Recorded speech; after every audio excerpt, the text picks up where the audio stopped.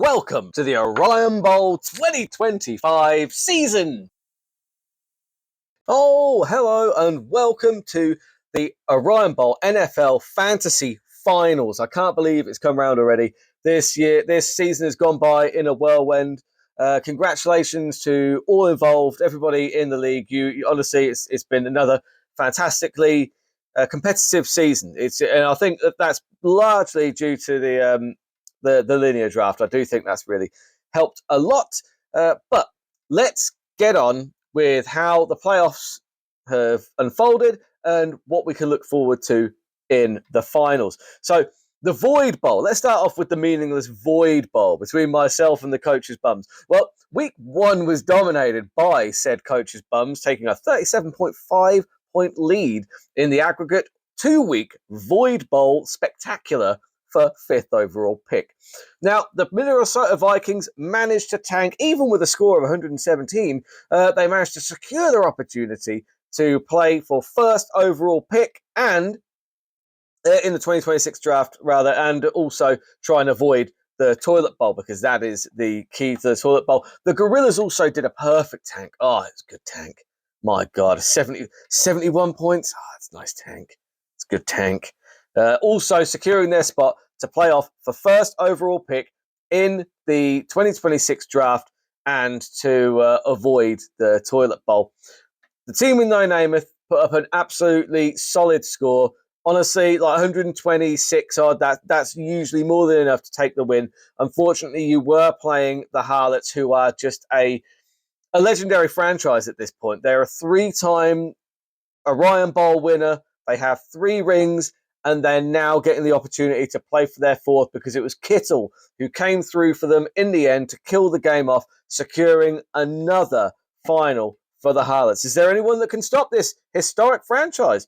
We'll see if Arizona can do it because he also managed to get through Legion in his playoff game to head to his 1st ever final. Congratulations, Arizona. Enjoy it. Enjoy the process. Just enjoy being in the final. Try not to overthink it too much, like I have in every single final I've ever gone to and end up losing. Enough about that. Sweet D of the week, Norlands D. They put up like 19 points. Instrumental again for the Harlots getting to another historic final. I don't know how many that is for the Harlots. I know that it's at least 4. So he may have been to another one. But either way, I think he's been in kind of almost 50% of the finals. The team is a behemoth. A behemoth. Now let's take a quick look. A little wander. Last wander of the season down the breezy, cobbled streets of Waiver Wire Muse. First up, Cam Scatterboo going to the Forbesy Niners for keeper duty. I don't know why I told him to pick up Scatterboo because I wanted it because now that Judkins is dead, Judkins' injury is so bad, he's probably only going to be able to play again, like when they do the drills in springtime. It's not clear if he's actually going to be able to suit up for the start of next year's season. So obviously that makes my keeper situation slightly easier because I was going to be choosing between him and Bijan Robinson because I'm going to keep Josh Allen because it was a mistake not to keep Josh Allen last year because he's going to get picked up before you can get to him. And he's actually a quarterback that's well worth having. But either way, I won't go too deep into that. Judkins, horrific injury, broken leg, 2 places, I think, fibula or tibular or some piece of crap. Either way, he's done for a considerable amount of time. Whereas Scatterboo, he was looking fantastic before he also suffered a kind of broken leg and dislocated ankle. But his injury was much earlier on in the season. So he's probably going to suit up for the start of next season. I was considering picking him up as a keeper. In fact, I had done so at some point. And then I mentioned it to the Forbesy Niners in the pub. Again, the pub has screwed me. It's okay, pub. I still love you. But the pub has screwed me again. Not only did I get screwed in Tradegate with Arizona, but I've now lost the opportunity to keep Cam Scatterboo if I was going. It was unlikely I was going to keep him over Bijan Robinson in any event. But hey, it would have been nice to have the option. So instead, I picked up Garrett Wilson because all of my running backs keep breaking. So if another running back breaks over the offseason, then Garrett Wilson will be a keeper. Why the hell not? Him and Josh Allen. Anyway, onto relevant teams. The Giants D and the Cowboys D both have been picked up by the Harlots. I have a feeling that is a keep away from Arizona, if I'm being perfectly honest. Also, Aurora Borealis, at this time of day, at this time of year, located entirely within New England special teams. He is heading to the Harlots to kick for the final. Then we've got Kirk Cousins, Emmanuel Wilson, and DJ Moore all going to the Vikings to bolster his team to secure the first overall pick in the 2026 Orion Bowl draft. Sampson off to Arizona. That's a great pickup because Judkins is dead. So that could be a very good play, honestly. Assuming because Sampson's also not injury free. Double check his status before you play him. But that could be a really good pickup. That could honestly help lead Arizona to their first Orion Bowl ring. Taysom Hill will be playing for the Baltimore Ravens in the Void Bowl this week, in the second half of the Void Bowl, because Travis Kelce has no quarterback anymore. Parker Washington also going to the Cardinals. I'm not sure why. And that's waiver wire news. Finals. Let's go through what's going on this week in the actual game. So I'm going to start off with the final, obviously. It's the big one. It's the big game we're all looking forward to. The San Diego Harlots, 9-6. I might add, there was another team that had a 9-6 record. I wonder who that was. They didn't make it to the playoffs. How annoying. Anyway, playing off against the Arizona Cardinal in the final. So you've got Joe Burrow against Cincinnati.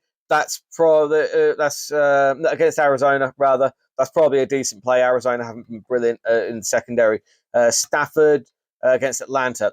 I'd say Stafford in that one. I'm taking Stafford. Barkley versus A-Chain. On current form, going to be A-Chain. Gibbs versus Irving. On current form, got to say Gibbs. Higgins versus Williams. On current form, got to say Higgins.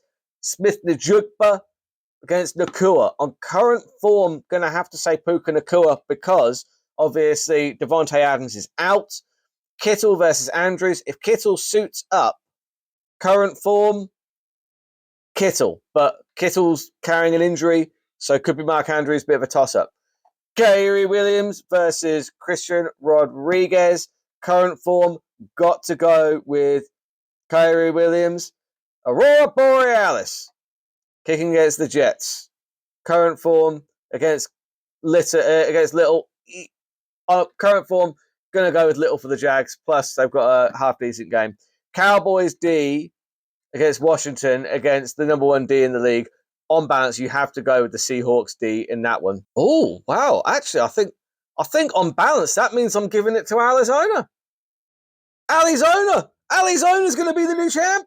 Congratulations, Arizona, on a storming victory. Yeah, no, just on balance, honestly, just looking at the players who I think is going to put up more, I think more of your players are going to put up a higher score than the Harlots. Going with Arizona. I'm surprised by that. I didn't think I would think that. But either way.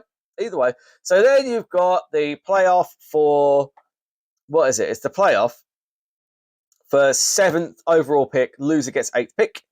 That's the team with no Namath versus the Legion of best team in the league.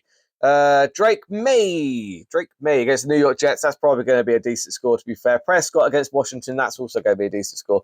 Prescott, I'm going to say Drake May on balance. Then you've got Etienne and O'Hampton, both sensational. Kamara is dead. Taylor is sensational. So I think that Etienne over Kamara. O'Hampton probably doesn't get as much as Taylor, so that's a bit of a stalemate there. CeeDee Lamb, Nico Collins, very good against St. Brown Pickens. Coin toss.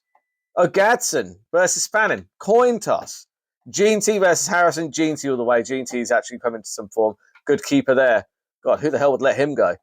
Chiefs D. On balance, I'm taking Namath. Namath to get the 7th overall pick in the consolation prize bowl.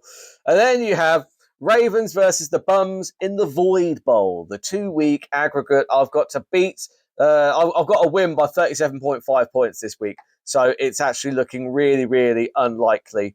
And on balance, I just think it's going to be, I think Taysom Hill is not going to be the difference maker that I think he is. And I'm certainly not going to beat the coach's bums by 37.5. So I've lost that one already.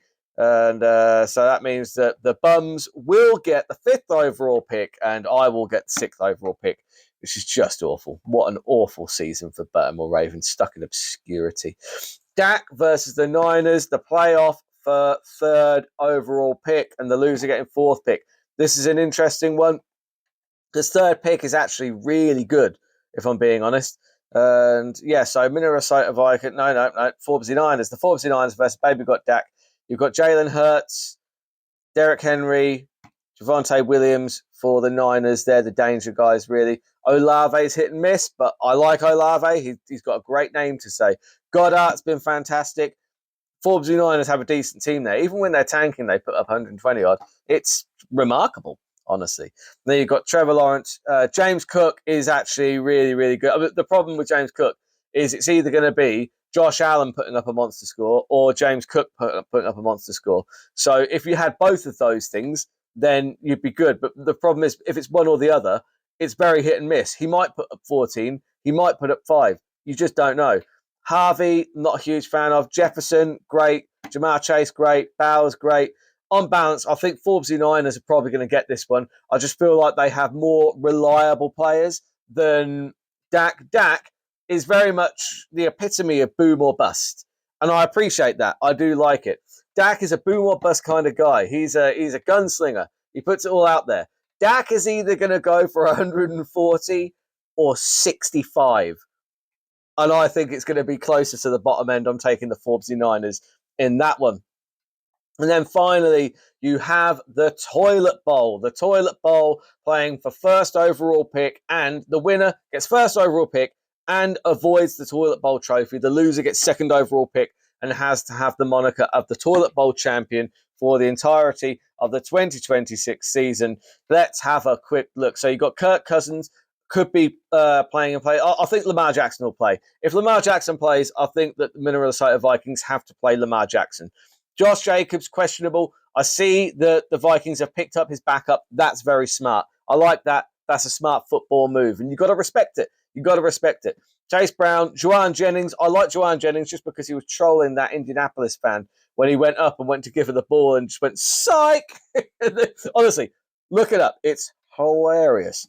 Zay Flowers, boom or bust. But if you're pairing him, it's like a nice wine, a nice white wine with a nice piece of fish. If you're pairing Zay Flowers with like a fillet of Lamar Jackson, let's say, then you're going to get a delicious score. Carl Pitts has been on great form. He's probably looking at snake eyes this week. Charbonnet, you can't bench Charbonnet on his current form. Dicker the kicker, great name, great kicker. Texans D against the LA Chargers. I don't mind that. Boo Nix for the Dan Stray Gorillas against Kansas City. I don't know. Boo Nix has just been slightly underwhelming this year. I thought he was going to be a lot better. I think a lot of us did. Pollard and Gainwell, both terrible. Jalen Waddle, awful. Rashid Shaheed, why? Why is he still in your lineup? Ferguson, fantastic. Corum, who the hell is he? Bates and the Lions D. You're not supposed to tank in this leg, Gorillas. You're supposed to try and win this leg to win 1st pick. I feel like you've still got your tanking squad out there. But hey, look, you're the one in. You're the one in this, not me. So on balance, I think that the Minnesota Vikings are going to win this game, win 1st pick, and avoid the Toilet Bowl. And that is the video. That's the last one of the season. I'll do a short wrap up to congratulate the new champions and sort out the draft order next week. But it won't be a very long one because there's going to be no matchups to look forward to. And that's basically the end of Fantasy NFL for 2025. It's bittersweet, but I want to thank everybody in the league for their involvement. Honestly, you've been great as always. So just hats off to all of you. Next year you'll either be rebuilding or trying to kind of build on the success of this year. But genuinely, absolutely love playing Fantasy NFL. absolutely love having you guys in the league because without you guys playing, it's just me playing with myself, and nobody wants to see that.